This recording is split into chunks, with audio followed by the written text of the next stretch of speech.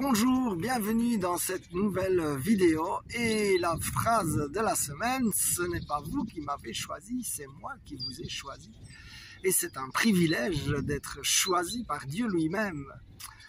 Alors ce qui m'a d'ailleurs frappé dans la Bible, c'est que souvent ce ne sont pas les gens compétents qui ont été choisis. Lorsque nous regardons par exemple la Samaritaine, Jésus se révèle comme étant le Messie, et sauf erreur de ma part, jusque-là il fallait tenir sa langue et ne pas dire qu'il était le Messie, et à la Samaritaine, c'est la première fois qu'il se révèle comme Messie.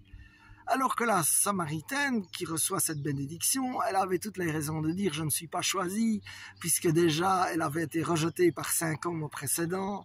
Et si elle allait au puits en pleine heure du midi, en pleine chaleur, pour se cacher de la foule, on peut imaginer qu'elle n'était pas tellement bien accueillie dans la société. Eh bien, il y a une bonne nouvelle, c'est que malgré toutes ses erreurs, malgré tous ses maris, malgré tout son passé, eh bien, Jésus l'a choisi.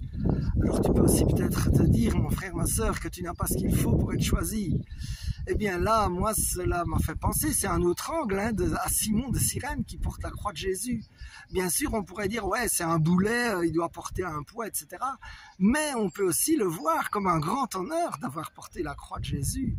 D'ailleurs, Simon de Cyrène est resté dans l'histoire, bien plus que beaucoup d'autres.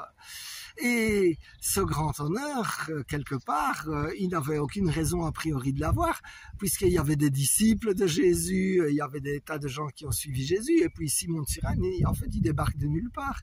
Et malgré ça, Dieu lui donne la faveur et le choisit. Alors mon frère, ma sœur, tu as peut-être l'impression que tu débarques de nulle part ou que de toute façon tu as déjà raté plein de choses.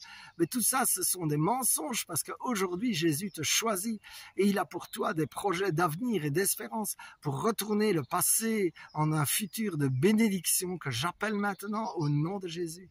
Et déjà, je te rends la gloire, Seigneur, que tu viens toucher mon frère, ma sœur, maintenant. Maintenant, au nom de Jésus, tu viens consoler, tu viens enlever tous ces souvenirs de mépris, de rejet et compagnie, et tu viens dire justement, je te choisis aujourd'hui, j'ai des plans pour toi, je te relève aujourd'hui.